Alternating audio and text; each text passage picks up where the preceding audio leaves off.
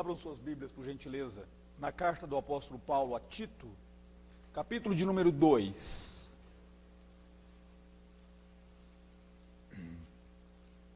Tito, capítulo de número 2. Nós leremos do versículo de número 11 ao versículo de número 15. Para que, renegadas a impiedade e as paixões mundanas, vivamos no presente século sensata, justa e piedosamente, aguardando a bendita esperança e a manifestação da glória do nosso grande Deus e Salvador, Cristo Jesus, o qual a si mesmo se deu por nós, a fim de remir-nos de toda iniquidade e purificar para si mesmo um povo exclusivamente seu, zeloso de boas obras. Diz essas coisas, exorta e repreende também com toda autoridade. Ninguém te despreze. Como que uma pessoa má pode ser tornada e transformada em uma pessoa boa? Como que o mal pode ser convertido no bom, ou no bem? Como que o indivíduo marcado pelo seu passado, marcado por crimes, marcado por transgressões à palavra de Deus, alguém que viveu sem Deus, como que essa pessoa pode ser transformada por Deus para alguém que busca, procura, tem intimidade com o Senhor Deus? Eu creio que essa pergunta é uma pergunta que ela aflige a todos nós. Todo pai, toda mãe, de alguma maneira, se preocupa com isso. Porque quer ver o seu filho sendo transformado, sendo convertido, sendo lavado, sendo regenerado em uma pessoa que realmente teme a Deus, que anda nos caminhos do Senhor Deus e busca a intimidade com esse Deus. Toda pessoa que ama outra pessoa que não está também nos caminhos do Senhor, de alguma maneira ela vai se preocupar com essas coisas. Existe, na verdade, duas maneiras, duas estratégias bem clássicas acerca disso. A primeira delas, eu creio que ela é a mais utilizada, ela é utilizada praticamente em todas as outras religiões que não o cristianismo. É a estratégia da lei, das normas, das regras, onde você impõe leis para as pessoas, onde você impõe normas para as pessoas e você focaliza no exterior daquela pessoa se adaptar, se ajustar, se adequar aos padrões daquela lei. Qualquer religião você vai encontrar isso. Você vai numa religião e a primeira coisa que a pessoa que começa a seguir aquela religião pergunta é: quais são as normas dessa religião? Quais são as normas do budismo? Quais são as normas do islamismo? Quais são as normas do catolicismo romano? Quais são as normas do espiritismo? E todas essas religiões, elas procuram colocar normas, regras, leis, para fazer com que o seguidor, de alguma maneira, se adeque àquilo. É a estratégia da lei. É aquela estratégia que ela pode ser resumida na seguinte frase: faça o bem e você vai para o céu. Faça o mal e você vai para o inferno. Onde as pessoas, muitas vezes, elas são motivadas a serem pessoas melhores, porque elas almejam o céu e querem evitar o inferno. Então, é a estratégia da lei, é a estratégia da norma. Mas essa estratégia da lei e da norma, ela não é utilizada apenas nas outras religiões, ela é utilizada inclusive por vários pais na criação dos filhos. Se você fizer o bem, você vai ter um presente no final de ano. Se você fez mal, você não se comportou bem, então você não terá um presente. É a chamada estratégia da recompensa. Essa estratégia da recompensa é a mesma estratégia da lei, onde normas são colocadas, quando elas são quebradas, a pessoa perde o benefício. Quando elas são aceitas, a pessoa então obterá o benefício. Essa estratégia ela é tão conhecida que na psicologia ela foi desenvolvida, inclusive, por por um indivíduo, por um homem, por um psicólogo muito conhecido na história, um homem chamado Maslow. E Maslow, ele fazia toda esta experiência das recompensas, de como as pessoas são motivadas, elas têm diferentes necessidades na vida delas, e como elas são motivadas, tantas vezes, pelas recompensas e pelas necessidades que elas possuem. Interessante que essa é uma estratégia onde você tenta mudar de fora para dentro. Às vezes ela até funciona. Seu filho torna-se mais obediente por alguns momentos, quando você diz para ele, se não obedecer, 1 ano sem televisão, ou sem computador, ou sem jogo, PlayStation, ou Xbox, alguma coisa assim. Por um determinado momento ele até aceita isso. Não é? Mas logo você percebe que não causou, não gerou um novo homem, uma nova criatura, um novo ser. Simplesmente conformou. Ela funciona de tal forma que qualquer pessoa que já serviu o exército sabe muito bem como que normas podem ser úteis. E como que elas impedem a rebeldia, como que elas impedem que haja uma determinada rebelião. Ela da própria sociedade. Se você observa, quando tem leis rígidas acerca do trânsito, logo os motoristas vão se tornar um pouquinho mais cuidadosos. São as normas, são as leis. Essa é a estratégia muito conhecida, fora do cristianismo, fora da Bíblia Sagrada. Mas o cristianismo tem uma segunda proposta. E a proposta do cristianismo não é a proposta de mudar o indivíduo de fora para dentro, mas é a proposta de mudar o indivíduo de dentro para fora. A proposta do cristianismo não tem a ver com a lei, mas a proposta do cristianismo tem a ver com a graça. A proposta do cristianismo é que aquela pessoa que compreende a graça de Deus, ela compreende o amor de Deus, a bondade de Deus, se ela de fato entendeu, será impossível essa pessoa continuar vivendo da mesma maneira. Se a pessoa entende o que Deus fez por ela, quem é Deus, como Deus a trata, como o que Deus continua fazendo e que fará, será impossível para essa pessoa continuar vivendo da mesma forma. Por isso que o próprio apóstolo Paulo, que teve um passado tão marcado por violência, tão marcado por uma religiosidade, um apego à lei, que o fazia se tornar violento com outras pessoas, o fazia ser tão orgulhoso, soberbo, arrogante, Paulo teve a vida dele mudada, totalmente mudada.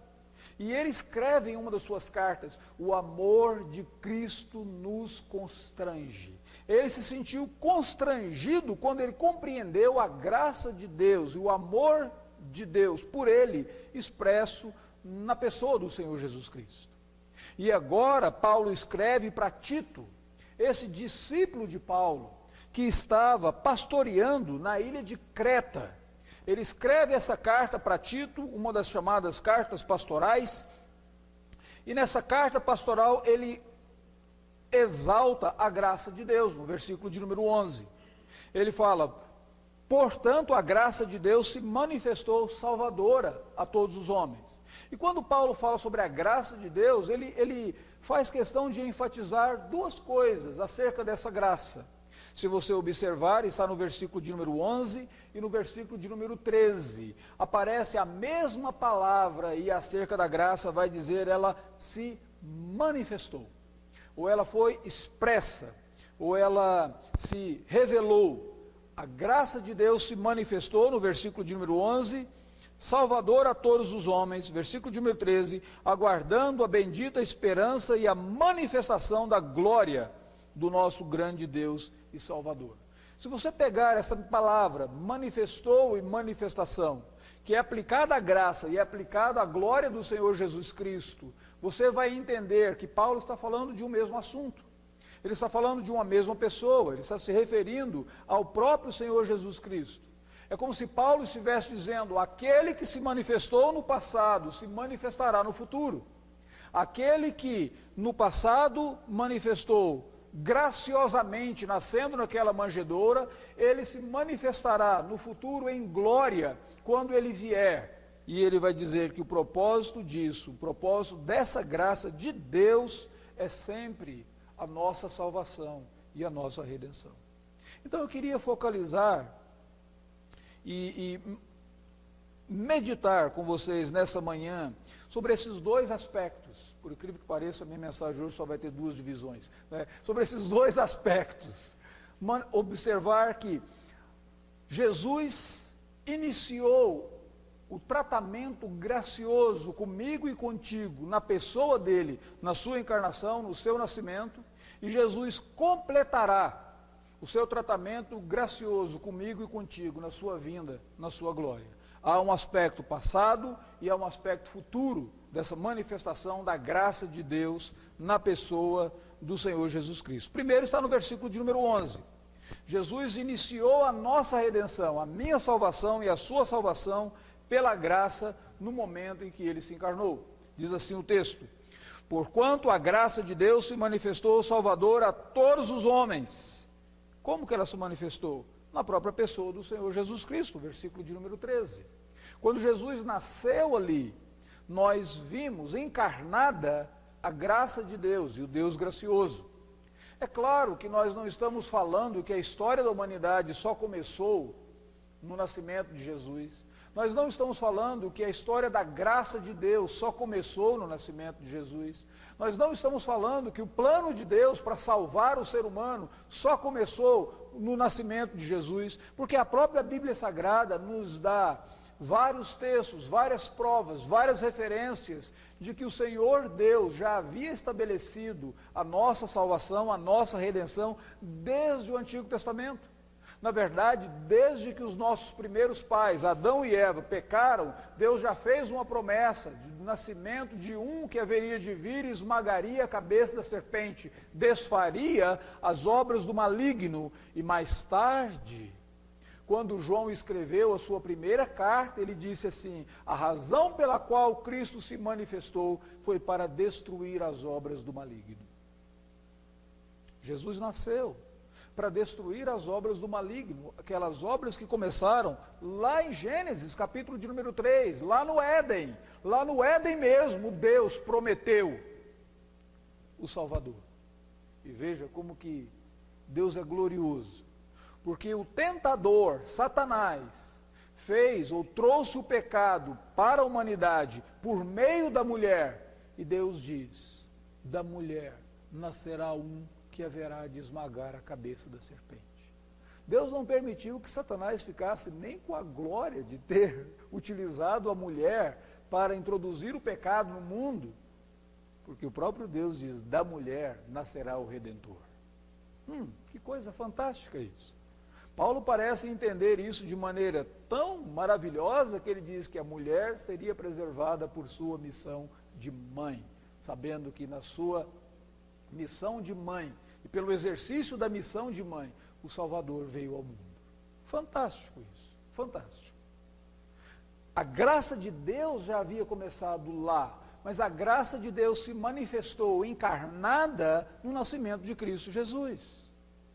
A graça de Deus se manifestou na pessoa do Senhor Jesus Cristo, de tal forma que João Batista diz: a lei veio por meio de Moisés, a graça nos foi apresentada por meio de Cristo. Em Cristo Jesus nós temos a encarnação do Deus gracioso. Deus sempre foi gracioso, Deus sempre foi bondoso, mas na pessoa do Senhor Jesus Cristo nós temos a encarnação do Deus gracioso. E é isso que Paulo diz no versículo de número 11. A graça de Deus se manifestou salvadora a todos os homens. Como que a graça de Deus se manifestou? Primeiro, Paulo diz, anunciando salvação para todos. Salvação agora não era apenas para o judeu, não era apenas para aquele que estava na linhagem judaica, na linhagem física, biológica de Abraão, mas a graça de Deus se manifestou salvador a todos. Judeus, gentios, pessoas que não tinham todo aquele histórico dos judeus, aquele histórico religioso dos judeus, agora elas podiam ser alcançadas pela graça de Deus. O evangelho agora seria proclamado não apenas para os judeus, mas também para outras etnias, outros povos, outras pessoas, outras nações. E outras nações poderiam chegar e ter a comunhão com o Senhor Jesus Cristo. Outras pessoas de outras nações, de outras etnias, poderiam ser adotadas na família de Deus. Aqui é uma coisa muito interessante, porque a lei nunca conseguiu fazer isso. A graça sim. A lei não podia fazer aquilo. A graça sim. Por isso que a igreja, você encontra na igreja pessoas de diferentes formações educacionais, religiosas, diferentes etnias, e todos, diz o apóstolo Paulo, são um em Cristo Jesus. John Bunyan, ele costumava falar da igreja como sendo um hospital, um grande hospital de muitos enfermos.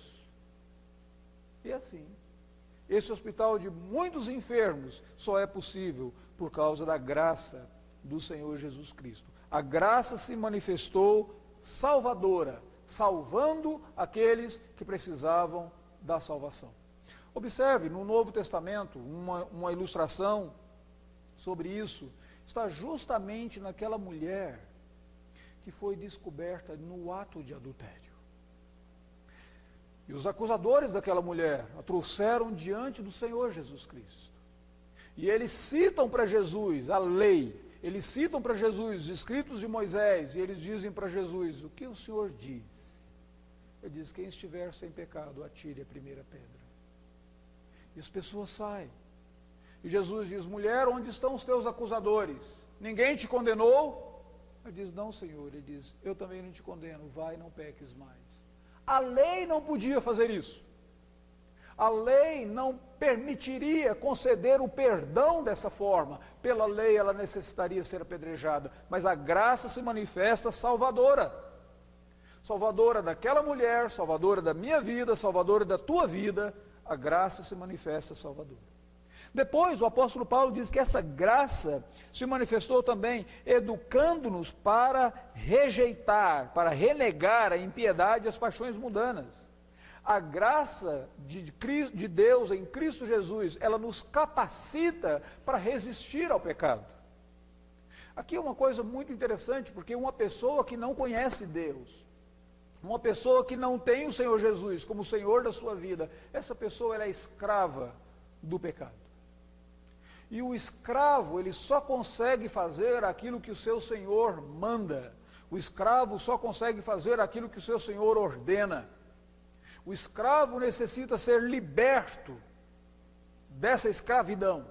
Por isso que muitas vezes, quando você conversa com uma pessoa que ela está enveredada em algum pecado, em algum vício, você diz para essa pessoa: abandone isso, e ela diz para você: você não imagina o quão difícil é. Eu até que gostaria, mas eu não consigo. Eu até que desejaria, eu sei que a minha vida seria bem melhor se eu não vivesse fumando, bebendo, utilizando drogas, se eu não vivesse sempre gastando, desperdiçando a minha vida em tantas coisas. Eu sei que a minha vida seria melhor, mas eu não consigo. Sou escravo do pecado.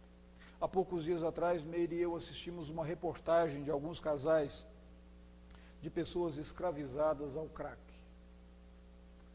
É triste apenas assistir, é triste. E você imagina a pessoa que convive com esse indivíduo agora viciado no crack. Como que ele perde os seus talentos intelectuais, suas habilidades. Como que muitas vezes, temporariamente, ele consegue se ver livre daquela droga, mas eis que em um determinado momento, de uma hora para outra, ele se volta para aquela droga com uma força tão grande. Escravo. A Bíblia Sagrada diz que a graça de Deus se manifestou, capacitando-nos para renegar a impiedade e paixões mundanas. Jesus nasceu para nos libertar das nossas escravidões, seja ela escravidão ao pecado, seja essa escravidão ao próprio, à pressão popular, ao mundo, ao próprio Satanás. A graça de Deus, ela nos liberta, ela nos faz ser novas criaturas, filhos e filhas de Deus, não agora escravos do pecado. Nós passamos a ter um outro senhorio. Isso é tão real que Paulo, quando ele escreve aos Colossenses, ele diz assim: Ele vos libertou do império das trevas e transportou vocês para o reino do Filho do seu amor. Fantástico isso. A graça de Deus, ela muda a sua cidadania. Você deixa de ser escravo do pecado, deixa de ser um indivíduo que é sujeito ao império das trevas, fazendo o que agrada às trevas, o que glorifica as trevas, e ele te transporta para o reino do Filho do amor de Deus. A graça de Deus se manifestou salvadora, libertadora. Em último lugar, Paulo diz assim, que essa graça, ela nos capacita também para viver uma vida sensata, justa e piedosa. Versículo de número 12. Então ela me liberta do pecado e ela me capacita para viver em santidade. Já imaginou quantas vezes você deve ter se perguntado mais ou menos assim: como eu posso agradar a Deus? Como eu posso fazer a vontade de Deus? Na verdade, na oração do Pai Nosso, quando você ora dizendo assim: venha o teu reino, seja feita a tua vontade, assim na terra como no céu. Todo crente, todo cristão, todo filho, filha de Deus, deseja fazer a vontade do Pai. Tem esse desejo, e a preocupação é: como eu posso fazer a vontade do Pai? A mim, um pecador, a mim, uma criatura, a mim, acostumado, dedicado, entregue a uma vida de pecados, como que eu posso agradar a Deus? Paulo diz: a graça de Deus se manifestou salvadora, capacitando você para viver uma vida em piedade, capacitando você para viver uma vida na comunhão com o Senhor Deus. E observa uma coisa interessante, nós temos na Bíblia Sagrada um outro exemplo disso. Nós temos um homem como Zaqueu. Zaqueu era aquele indivíduo que toda professora de escola dominical gosta de contar a história dele para as crianças. Eu não sei, porque ele era de baixa estatura, né? Então acho que as professoras de escola dominical devem imaginar mais ou menos assim: olha, se falar a história de Zaqueu para as crianças vão se sentir sensibilizadas, era uma pessoa mais ou menos da estatura das crianças, então vamos contar a história de Zaqueu para as crianças. Na história de Zaqueu, você tem um indivíduo que ele era um coletor de impostos, um indivíduo que era desonesto, mas de repente Jesus entra na casa de Zaqueu, Jesus ceia com Zaqueu, e Zaqueu se levanta publicamente, à mesa, ele se levanta dizendo: Senhor, se eu defraudei alguém, a partir de agora eu farei restituição. E Jesus diz: hoje houve salvação nesta casa. O que pode capacitar você? Não apenas a abandonar o mal, mas a desejar o bem. Não apenas a rejeitar aquilo que é horrível para a sua vida, mas ter prazer no bem. A graça de Deus em Cristo Jesus. Jesus começou esse processo de mudança, de transformação na sua vida, no momento que ele nasceu. A graça se manifestou em Cristo. E ele começou a fazer isso na sua vida. Todavia, a graça de Deus, ela não para aí. Porque aquilo que Jesus Cristo começou no seu nascimento, ele completará no seu retorno em glória.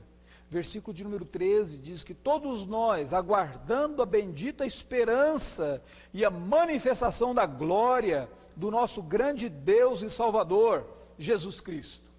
John Bunyan, ele era um comerciante de escravos. Um passado não muito bonito, não é? Ele era um traficante de escravos. Ele ia para os países da África, e ali então ele capturava alguns africanos, e ele trazia esses africanos em condições subhumanas no navio, e ele vendia esses africanos ou no Caribe, ou vendia em outros países, ele comercializava essas pessoas. Um dia, John Bunyan ele entendeu a graça de Deus, ele foi transformado pela graça do Senhor Deus, e ele compôs um hino fantástico, falando sobre a maravilhosa graça de Deus, e ele se torna um pastor numa igreja lá na Inglaterra. E um dos indivíduos bem influenciados por John Bunyan, um indivíduo que foi praticamente discipulado por John Bunyan, foi William Wilberforce, que era um membro do Congresso Britânico, que será utilizado depois para promulgar a lei da abolição da escravatura na Inglaterra, e que vai resultar depois da abolição da escravatura em outros países também, vai forçar isso. Então, aquele que era um traficante de escravos foi convertido, pastoreou alguém que era de uma posição muito importante, instruiu essa pessoa, discipulou essa pessoa, e essa pessoa seria utilizada depois para contribuir para a abolição da escravatura no mundo todo. John Bunyan, ele costumava dizer o seguinte: eu não sou quem eu costumava ser. Eu não sou quem eu deveria ser. Eu não sou nem quem eu sonho ser. Mas pela graça de Deus, eu já não sou mais quem eu era. É isso que a graça de Deus faz comigo e contigo. Jesus inicia a redenção na minha vida e na sua vida. E você pode dizer, pela graça de Deus, eu não sou mais quem eu era. Mas a graça de Deus tem um projeto mais glorioso do que isso para a sua vida. A graça de Deus tem a intenção e o projeto de transformar você, de mudar o seu coração. E o texto, versículo de número 13, diz que nós agora, aguardando a bendita esperança e a manifestação da glória de Cristo, aquilo que Jesus começou na graça, Ele concluirá na sua glória, na minha vida e na sua vida. O que Ele fará? O texto diz assim, que Ele vai nos remir completamente, o qual a si mesmo se deu por nós, a fim de remir-nos. Ele se entregou para nos resgatar. Por isso que Ele vai completar a nossa transformação na sua glória. Ele deu a própria vida dEle, o próprio sangue dEle, o próprio corpo dEle, para nos remir. A palavra remir, ela tem aquela ideia de um resgate da escravidão. Por que nós podemos ser livres? Porque nós já fomos resgatados. E Ele pagou com o preço dEle. E a ressurreição de Cristo Jesus é uma prova evidente de que Deus aceitou. Ele se entregou para nos libertar, para remir-nos. Aqui é uma coisa muito interessante, porque se você pegar os escritos do Dalai Lama, está em moda agora, né? Ler os escritos do Dalai Lama. E você chega e lê os escritos do Dalai Lama, em um dos momentos de um dos seus livros, ele diz assim: chegou uma época muito difícil na humanidade. Chegou o momento em que todos nós temos que ajudar a nós mesmos. A Bíblia não fala isso. Se você pegar a religião da nova era, a religião da nova era diz que todos nós devemos encontrar o Deus que existe dentro de nós. Shirley MacLaine e alguns outros atores de Hollywood. Encontre o Deus. Tom Cruise, encontre o Deus que está dentro de você. É engraçado, na Bíblia Sagrada, diz que nós não contribuímos para a nossa redenção. Aliás, tem uma coisa que nós contribuímos para a nossa redenção, para a nossa salvação. Teve um pastor da igreja de Canterbury, na Inglaterra, William Temple, que ele disse assim: a única coisa que eu contribuo para a minha redenção é o pecado do qual eu preciso ser resgatado.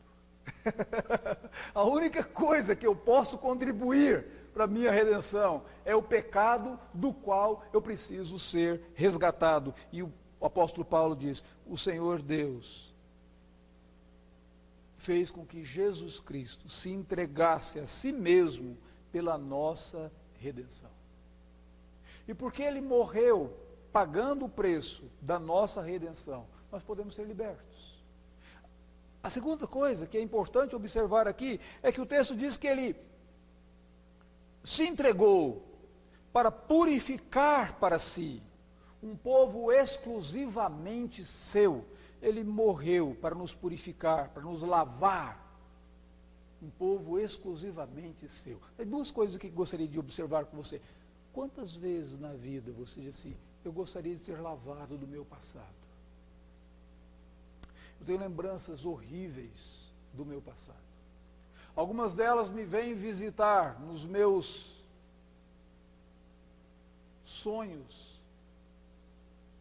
Algumas delas roubam a minha alegria, roubam o meu contentamento. Eu gostaria de ser lavado, ter a minha consciência lavada, meu coração lavado, purificado. E o texto diz que na sua glória, Jesus Cristo completará essa obra de purificação que ele começou. Mas tem uma outra coisa fantástica aqui. Diz que ele se entregou para purificar para si um povo exclusivamente seu. O que Jesus pensa de você? O que Jesus pensa da igreja?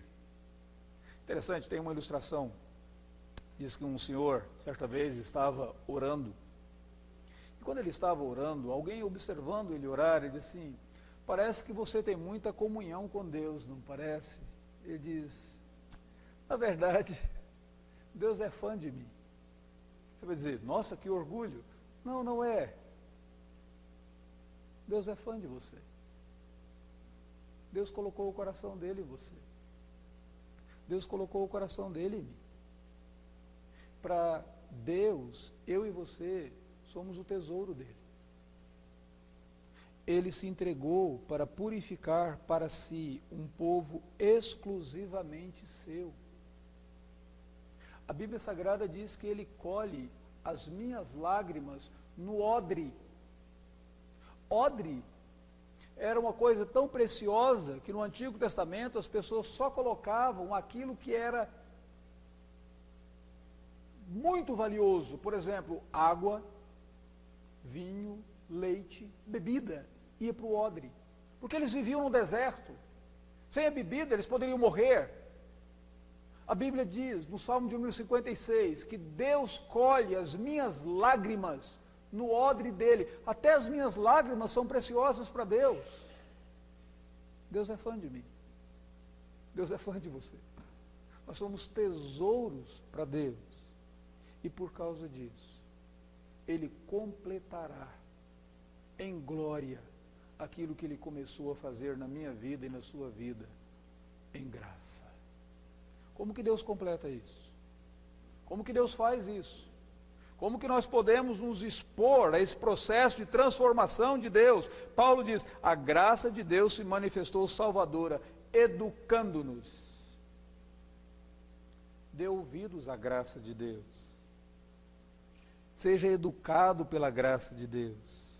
Paulo diz depois para Tito, diz essas coisas, exorta, repreende, também com toda autoridade. Ninguém te despreze. Você vai conhecer a graça de Deus quando você tiver ouvidos para ouvir a palavra de Deus, para ser educado pela palavra de Deus e por palavras que são fundamentadas, baseadas na palavra do Senhor Deus. Por isso ele diz, a graça de Deus se manifestou salvadora, educando-nos, e por isso ele diz para Tito, ô Tito, fala essas coisas para outras pessoas, educa outras pessoas também, pregue, proclame, anuncie também, Tito.